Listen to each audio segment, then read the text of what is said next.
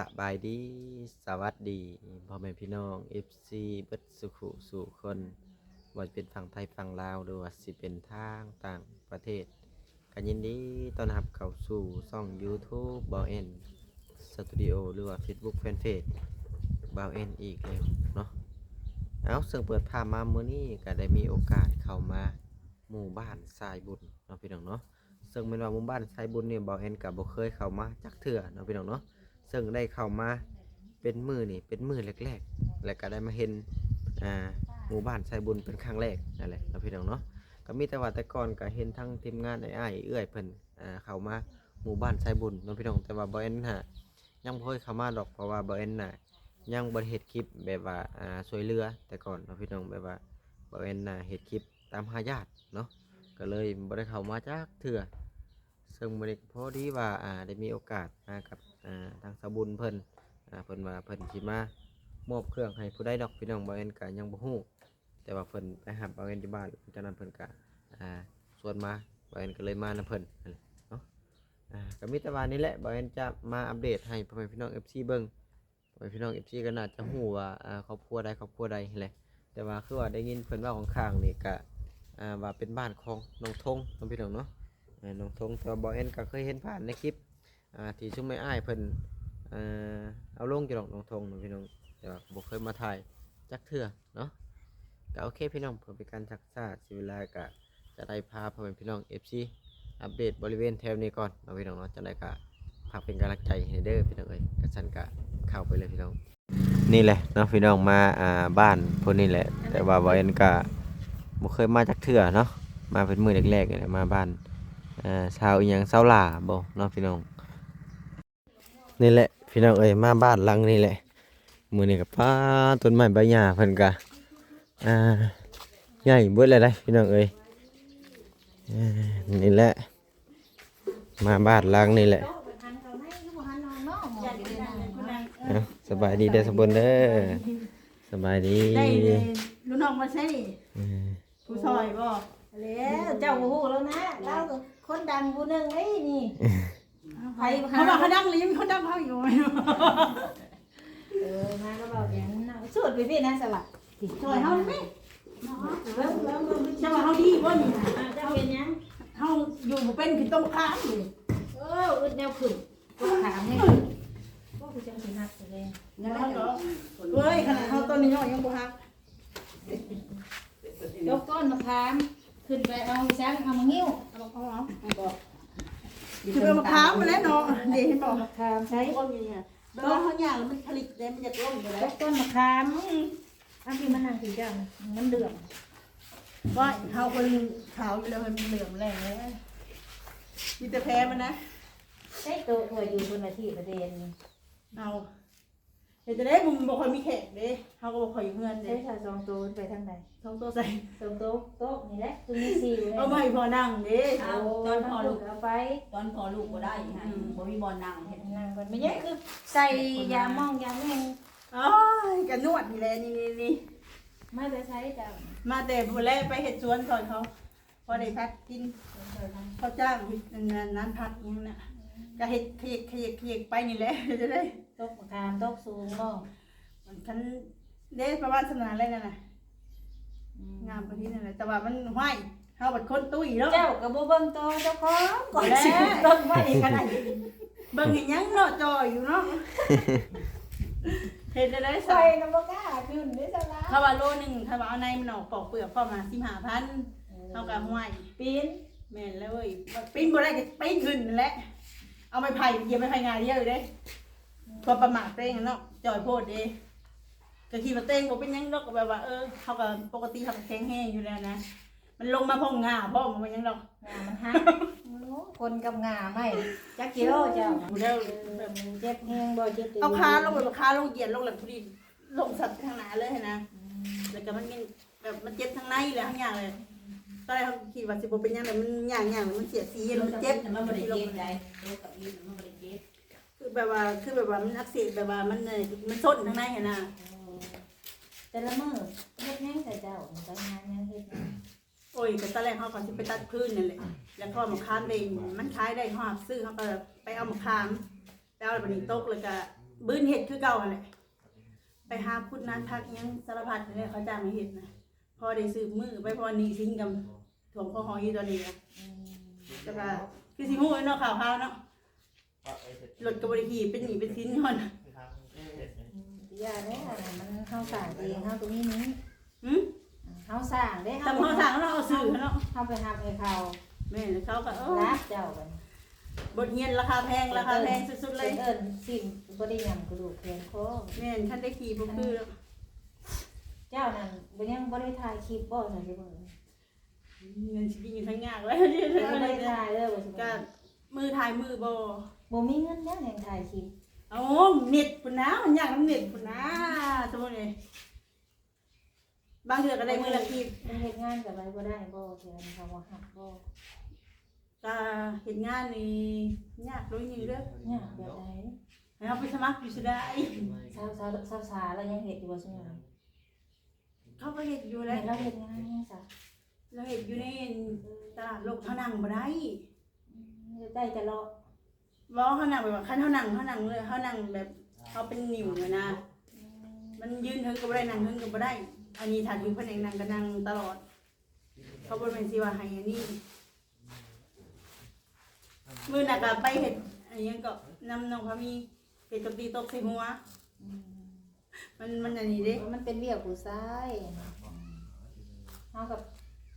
หาคิดหาเวียกหางานเฮ็ดแล้ว มีแล้วเขาให้เฮาไปเฮ็ดอันเฮ็ดแยกเล็กย่อมมื้อละเซนหา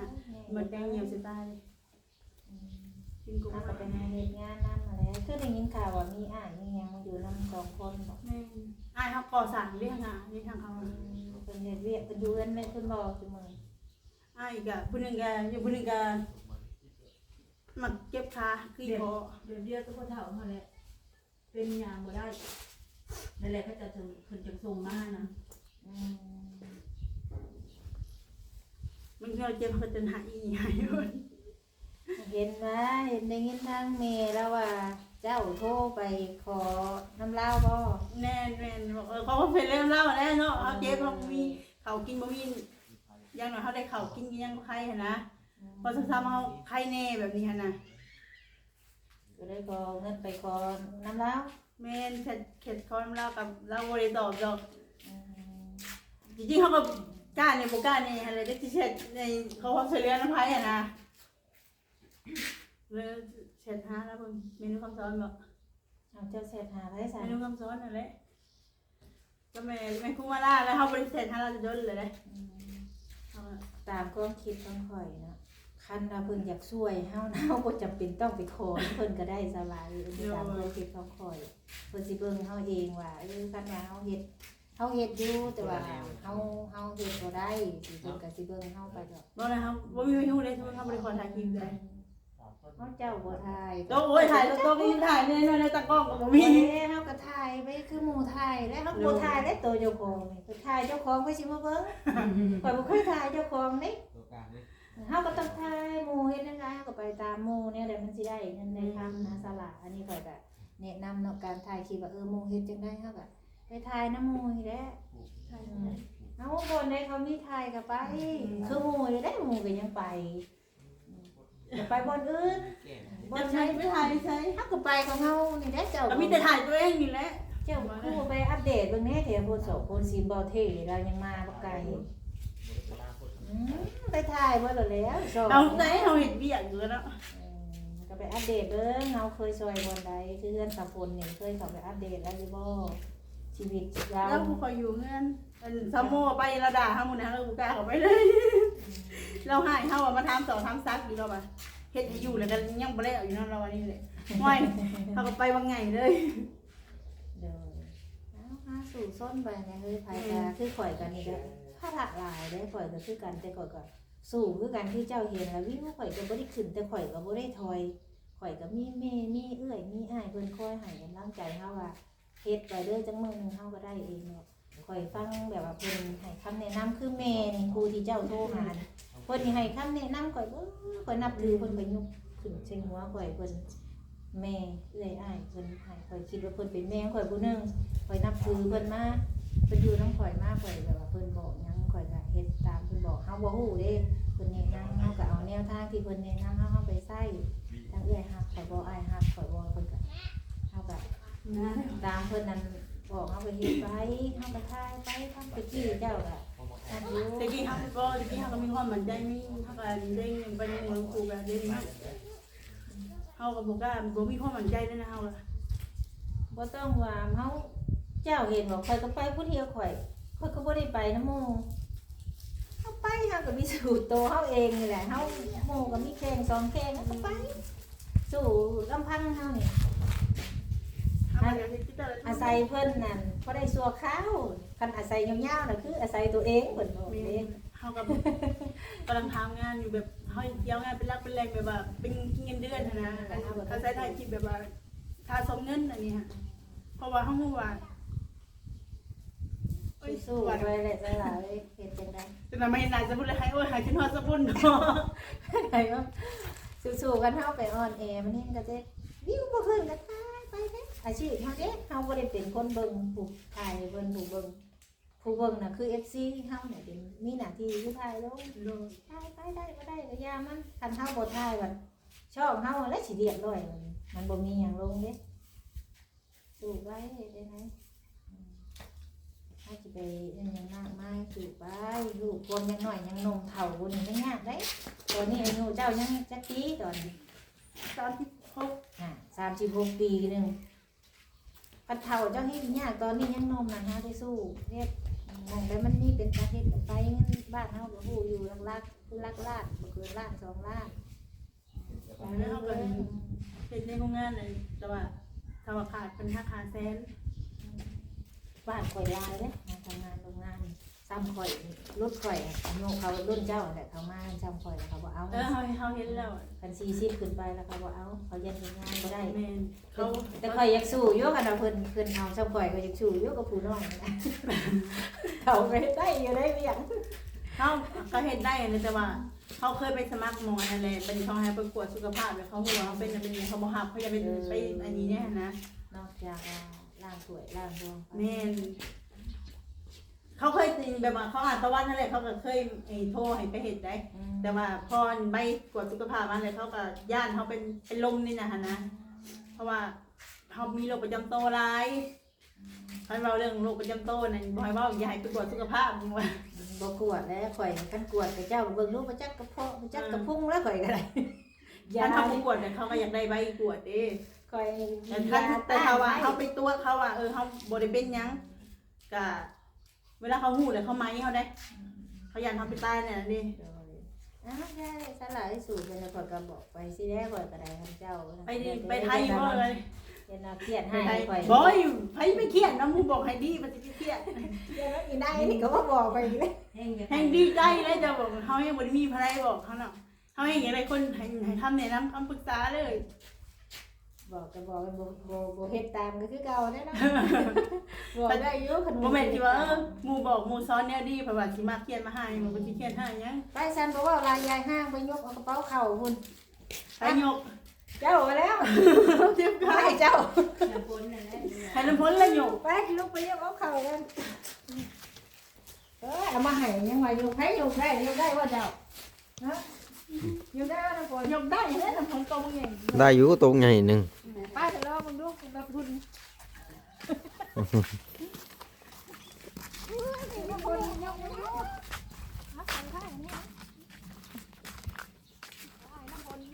ร้อนไม่เจ็บอยู่ลูกนี่นะแต่จะเองอยู่ กับลูกกับ ซ้ำกันเนาะ เลข11ลากเอานี่ข้าวเจ้าแล้วข้าวเหนียว พ้นขึ้นไปลาก อันนี้ล่ะเจ้าเอาขอดนี่เดี๋ยวให้เป็นเรื่องราว สมุนพ้นขึ้นไปลากลูก โอ้ โอ้ เองโบราณ เออ แล้วก็ปาดใส่ติ้งมาใหม่ เอ โอเค อเถอะ แค่น่ะ เฮ็ดคือบ่ได้นักแท้น่ะ บ่ได้ดักเด้อฮะแต่ฝนเฮ็ดแล้ววันนี้ ลูกเราบ่นะฮะ แม่ แม่นเลย บ่ผู้ใดน้อยนี่ ยังอันนั้นอยู่ทางไหน เขาอย่างมา ฮะ โอ้ โอ้ระวัง เขาอย่างมายัง ถ้าพี่พรยังมีอีกอยู่นะ อืม ไปรถนี่นะ แม่กับลูก อันต้นนั้นก็ยังบันไดได้ขาบาทแฮ่ค่ะ อืม นักและขาบาท แบ่งมาให้บ่แอนแหน่จัก10 โล แบ่งมาให้บ่แอนก็ได้จัก10 โล20 โลก็ได้20 โลก็ได้อ่า เอามาเติมน้ำหนักให้น้ำฝน อ่าเติมน้ำหนักอีกบาทนี่เอ้า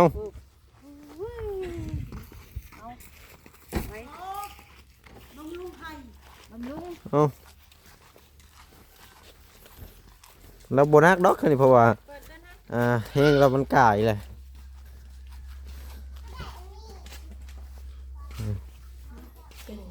ไปสื่อที่นั่งแบบเด็กๆทางถุงนี่เด้ อืม มันแต่เจ้าของเขาบ่อยู่เจ้าหนึ่งก็ย่อดอกใส่ดอกเด็ก อืม จะได้แต่เขาบ่หักมีเบี้ยนะเพราะว่าเขาตุ้ยเนี่ยเขายังติดบ่ไว้นะ อืม เขาบ่หับได้เป็นบนห้องงานน้ำนี่เขาก็บ่หับเพราะว่าอย่างไรนี่มันก็ ขาพิลึน ตื่นเช้ามาต้องแล่นแต่แล้วมันยังจ่อยลง เป็นอย่างร่างกายทั้งหมด ออกกำลังกาย ต้นไอ้ขั้นว่านี่เนาะตุ้ยตุ้ยง่ายขั้นหลุดเรายากไป อืมอืมตุ้ย ใส่ นี่ เลยเป๊ะต้อง1 2 3 4 5ข้าวเหนียว25 กิโลข้าวเจ้า25 กิโล ปลาเจ้า เป็นไม่ได้ ครอบ มา ครัวลูกได้ไข่กับผักก็ดีใจเลยนะฮะสบายดีเลยลูก ซื้อเพิ่นฝากเงินมา2,000เพิ่นฝากเงินมา2,000ได้ซื้อข้าว2แนวนี่ผู้ที่8แสนเพราะข้าวเจ้านะมันแพงโลหนึ่ง20,000 25โล5แสน ก็เดียว3,000จะโดนเลย ก็นั่นแหละจังว่านั่นมันแพงข้าวเหนียวนี่3แสนข้าวเจ้านี่5รวมทั้งตัวนี้นี่3แสนปลายเหลือซื้ออยู่100,000สิมาให้เจ้าเอ้าเหลือซื้อเงิน2,000เหลือนี่มาให้กินทุกเจ้าเพราะได้โตว่าเจ้าสิหาเนี่ยได้เพิ่มอะนะ เพื่อนที่เขาก็ค้าเขายังบ่แห้งๆได้มีเขามีอันนี้ก็ยังไข่ได้พอได้สืบมือเป็นนามสกุลเนาะเขาก็ได้มีเวลาแบบว่าไปหาเงินมาซื้ออยู่นำก็ใส่อยู่เขานำอีกยังบริจาคเป็นเดือนป้ายเลยเด้อ เรื่องนี้สินนี่หาใส่เองเด้อ แม่ บ่ น มีผู้ใส่ให้ได้อตัวนี้ แม่นบ่มีไผ เป็น ใส่ เอง ให้ สร้าง แล้ว เองตัวนี้ เพราะว่าคนดีใส่เฮาเพิ่นก็เบิ่งคือกันว่าเฮาได้ขี่บ่รถนะไผก็ไผเหยียบมาจ่ายให้แบบนี้นะเฮาเองเฮาก็ยังเสียใจอยู่นี่นะที่ว่าทางเงินบ่ได้ต้องไปจ่าย ได้ขี่บ่ได้ขี่ก็ไปสิจ่ายน่ะรถเฮาเพิ่นบ่ได้ขี่นำเนาะ เฮาก็บ่ได้ขี่ บ่ได้ขี่ก็เอื้อยเจ้าเป็นคนค้ำประกันเจ้าจะเฮียนเฮ็ด โอ้ยมื้อน่ะเฮายังหาย ยังเท่าใด ใจ บัดนี้ยังเท่าใด ป้าตัวหากระจายไป2เดือนนี้ อืม การยังหลายเติมหลายโนด70,000กว่าบาทเลย เอาเป็นบทเรียนซะเจ้า ป้าบนเฮียนราคาที่ว่าแพงสุดๆเลย เอาจ้าขนาดนี้เจ้าบ่ได้ลูกข่อยดูนะเอาตัวนี้อยากข่อย มีลูกบอกลูกมีร้านบอกร้านเด้ออย่าไปหาคำประกันให้ญาติพี่น้องเด้อต่อให้คานตามกันอย่างมากกันเนาะ อืม อย่างนี้อะไรมันบริคีมันแบบว่ามันก็เหลือใจนำแหละหาเงินไม่ได้ใช้ดีลูกสิได้กินแต่ว่าเอาไปใช้ดีกิน อันนั้นใครมันบ่ได้ข้ามแม่นบ่ถ้าข้ามก็เสียคือกันได้ แม่น อืม ป้ามึนเอาว่าออกมาโหเขาจะขาดทิ่มก็ได้เฮาเลย แม่สิเจ้า แต่ได้ความคิด กันเอ สิ ง เนา ตัวนะ ะ เจ้าขอบคุณแม่เพิ่นนี่ที่เพิ่น เลย ช่วยเจ้านี่ 2,000 บาทเหลือเงินอยู่แสนหนึงทางแม่ โดย เด้อ ทางสับหลาก็ต้องขอขอบคุณทุกคนทางแม่หลายๆเด้อที่ว่าสดซอยเขาหลาเขามาหลายเทื่อแล้วแม่เอ้ยลูกก็ขอโทษหลายๆเนาะที่แซ่บไปรบกวนแม่ลูกก็มัดทางไปอยู่นี่นะแต่ว่ามันจะคิดบ่ออกนะก็ขอให้แม่อยู่ดีมีแฮงเด้อสุขภาพแข็งแรงปราศจากโรคภัยไข้เจ็บเงินทำไหลมาที่มาเด้อแม่เด้อบ่ว่าสิเฮ็ดหยังทำหยังก็ขอให้ตลอดปลอดภัยสำหรับปริยายนี่เท่านั้นเนาะอยากจะ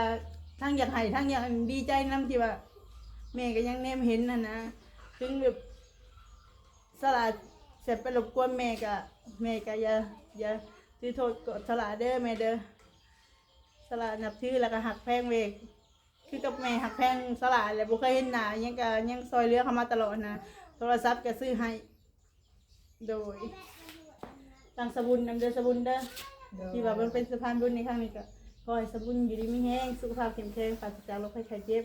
เงินทำไรมาที่มาแล้วก็ยอดวิวปัง สา ๆขอให้ผู้ใหญ่ ตัว ซอย นั้นแหละ ซอย ข่อยมา โดยมีหยังก็บอกซ้อนสลาดและ โดยใหญ่แต่อยู่ได้ใหญ่แต่กระโตแต่ว่าความคิดยังน้อยๆอยู่ โดย จักเข้าว่าข่อยก็เนาะน้ำตั้งหน้า เลย เมนูคำสอนเด้อลูกก็ขอบคุณแม่หลายๆที่ให้ลูกเป็นสะพานบุญให้ขอให้แม่และครอบครัวของแม่อยู่ดีมีแห้งสุขภาพเข้มแข็งความเจ็บอย่าสุดใดความไข่อย่าสุดนี้เด้อแม่เด้อคิดสิ่งใดก็ขอให้สมควรมุ่งมั่นปรารถนาทุกสิ่งทุกอย่างที่สำคัญที่สุดก็ขอให้สุขภาพร่างกายแข็งแรงปราศจากโรคภัยไข้เจ็บเนาะสาธุให้บุญค้ำนำสู่เด้อแม่เด้อให้แม่อายุมันขวัญยืนเนาะสาธุทางสมุนกับบ่มีหยังหลายมันนี่ก็เอามาให้ทางสลาดเป็นที่เรียบร้อยเงิน 2,000 ก็เหลืออยู่100,000ก็ให้เพิ่นเลยให้เพิ่นไปต่อยอดเอาให้เพิ่นได้หลายๆเด้อ สาธุให้แม่ ให้เจ้าซื้อเติมเงินแล้วก็ถ่ายคลิปลงได้อยู่ดอก10คลิป10แสนนั่นก็อัน10ล้าน10,000ฟัง 10,000ของเฮาหันบ่ได้เฮาคลิปหนึงซ้ำ โอ้ยอยู่บอนเจ้าแห่งสัญญาณดีก็ดอกเนาะ อ๋อมันเป็ เต็ น มหัวเนาะ เครื่องแต่ละเครื่องบ่คือกันเด้มันเป็น แม่นสะบอก น้ำแรมมันนะเฮาบ่เทเบิ่งให้เฮาแล้วระหว่างแรมของเฮามันซ่าแบบมันเฮาเบิ่งบ่เป็นเนาะตอนไปซื้อหั่นนะมันบ่คือแบบว่าเฮาต้องเบิ่งแบบ อัดเป็นหยังปากอันนี้ อัดแล้วมัน ปากเมียน เป็นแถวแมงแล้วเจ้าสิดมจะเป็นอะไรเนี่ยเฮาย่านกินปลาประเทศจุ๊บเจ้านี่แหละขนาดเฮาเองเฮายังสิเป็นลมเลย เอาสู้ๆไปแหละเจ้าก็ได้สู้ไปเด้ถุงใหญ่อยู่นี่ ว่าอันนี้บางทงขนมเฮา บ่ มีแต่ขนมอะไรอันนี้ปลาก็ได้ไข่ละงัดแถวแมงยังอันนี้อ ตั้ง ยู่ มุกตั้งใจเจ้าก็ได้เฮ็ดเรียกเฮ็ดงานเนี่ยได้สิเลี้ยงลู นี่ ก แหละ เลี้ยง พี่ เต้า น้องเอ้ยเข้ามาครั้งแรกในหมู่บ้านสายบุญสำหรับคลิปนี้ก็มีอย่างหลายเด้อพี่น้องเอ้ยขอตัวจบคลิปก่อน